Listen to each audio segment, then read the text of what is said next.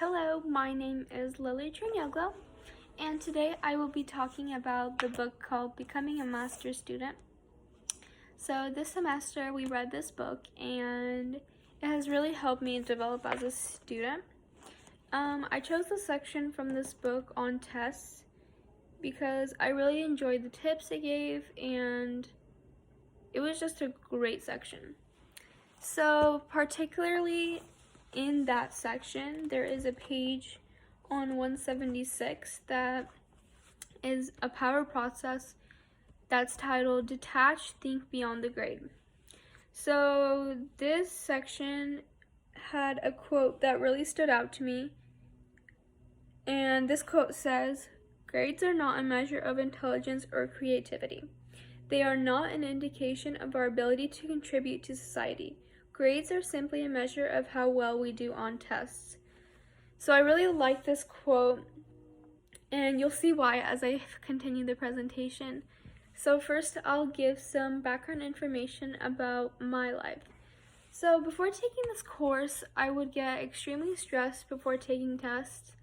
I would start overthinking with thoughts like, what if I fail? Like, if I fail, like, this is not gonna go well, and I would get really stressed.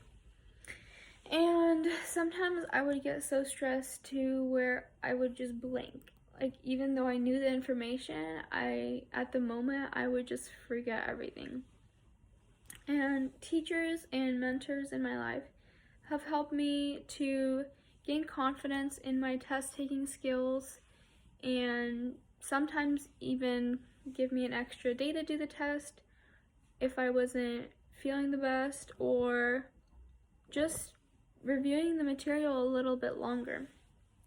So now that you have some background information about my life, let's talk about some things that I gained from reading this book.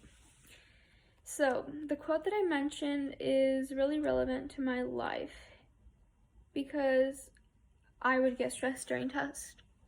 And I really wanted to mention, why do people actually get stressed when taking tests? So many times it's a lack of preparation. Second, it's poor test history in the past. Maybe people are remembering how they've done tests in the past and they get stressed. Third of all, it would be a fear of failure. So many people fear that if they fail this test, it's really the end of the world, but it's really not. So if tests make people stress, then why do people give them out? So why do teachers give tests out then? Tests just help teachers know if students are really understanding the material that's being taught. So what does the power process say? In this power process that I really enjoyed, it says to first pay attention to your thoughts and physical sensations. Second, it says to practice relaxation. So this can help if you're really overwhelmed or have a lot of anxiety before taking tests. Third, it says to practice seeing current events from a broader perspective. So sometimes when you're in the moment, all you're thinking about is a test, but you really just need to look at the big picture and be like, okay, if I just finish this test, like, there's gonna be so many more other opportunities in life to do better. So I really liked that the power process said that, because it really helped me realize in the moment for the future and in the moment that it's really all gonna be fine, that a single test will not depend your whole life. So how do we actually put the tips provided to use? So the first tip that the book provided that I liked was making a practice test from notes. So when you have a whole page of notes, it's often hard to see what's actually important and useful for the actual test. So I like to separate my notes into sections with having the it depends what kind of notes it is, but I usually like to have the definition on one side and the actual word on the other side. That way I can cover one side when studying and have the other side to look at to try and study that way.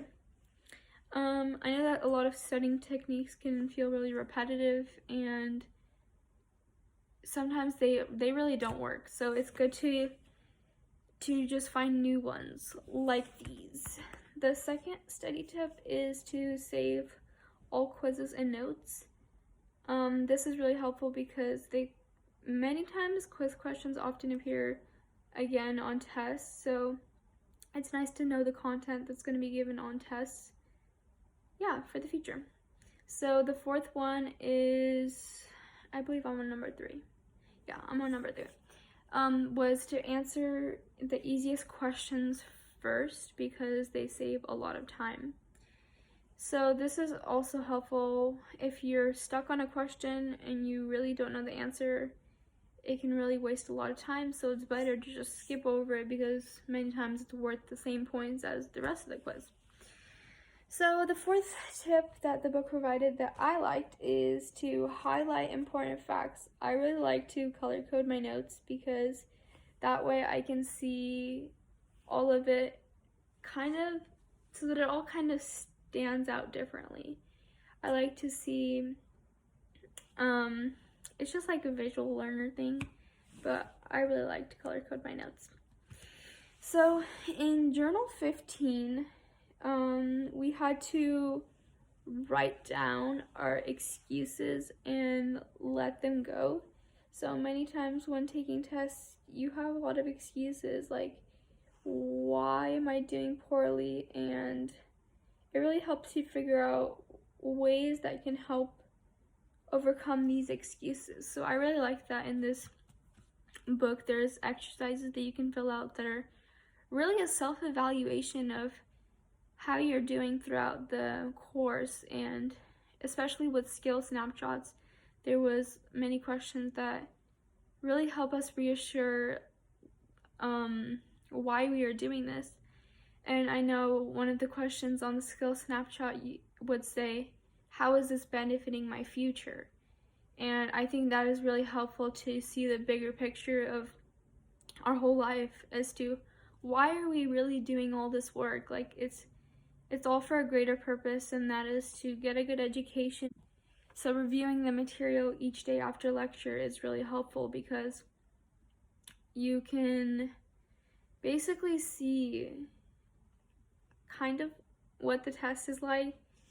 That's why it's really important to not procrastinate. That way you know exactly what is on your test if you review the material throughout the semester. Yeah. And I know that tests will always come up throughout my life, especially for me because I will definitely be going to college and hopefully getting a degree. So, if I master my test taking skills now, I can honestly, it will benefit my future so much.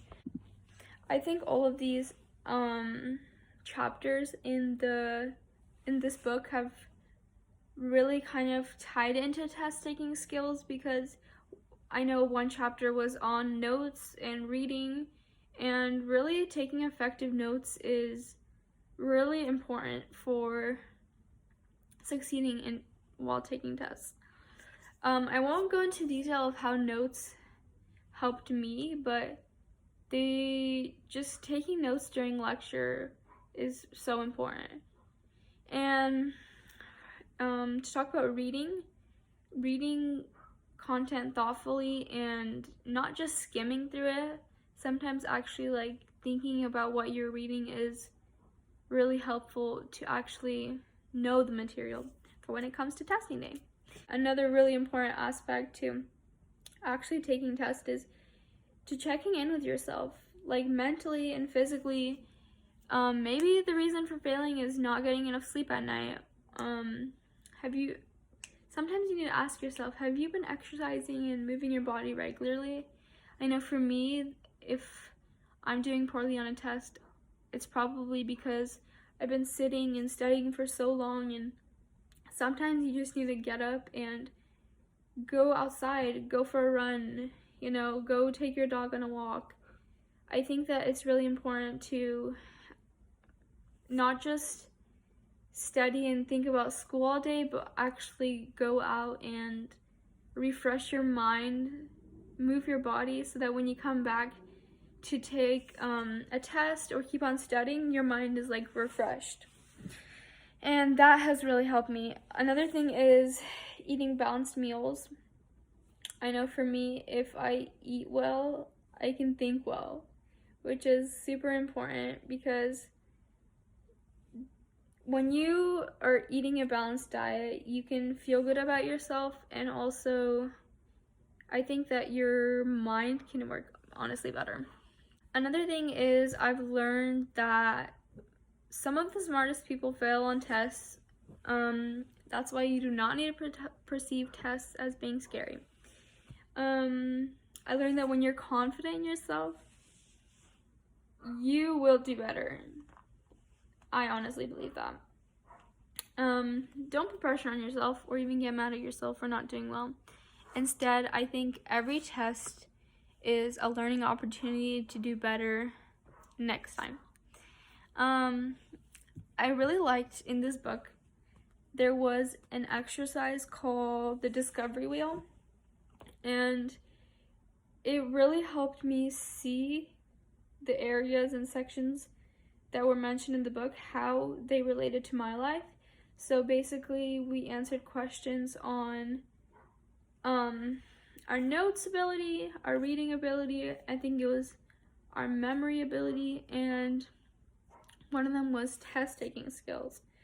And at the beginning of the semester, I filled out this exercise and I got a score of 28 on it. I was not really good at responding to essay prompts, and I would get upset with my test taking scores, and I would think that it's like the end of the world. But towards the end, my Discovery Wheel score went to a 31, which shows that this book has really improved my life personally, and I realized that now I'm able to predict test questions. A huge one was understanding essay prompts. I know during college you write a lot of essays, and so that is super helpful. That was one of the questions on the test section of the Discovery Wheel exercise. Another one was being able to understand that my personal worth is not dependent on a test score. And this book was super helpful in finding new ways to prepare for tests, which I really enjoyed, honestly. I felt like this chapter was, or this whole entire book, it was like a learning experience for me. And I'm thankful for this book because all the information it has provided has really had an impact on my life, and I think it'll really benefit my college career. So I hope this book helped you guys this semester too, and I just want to thank you guys for listening. So bye-bye.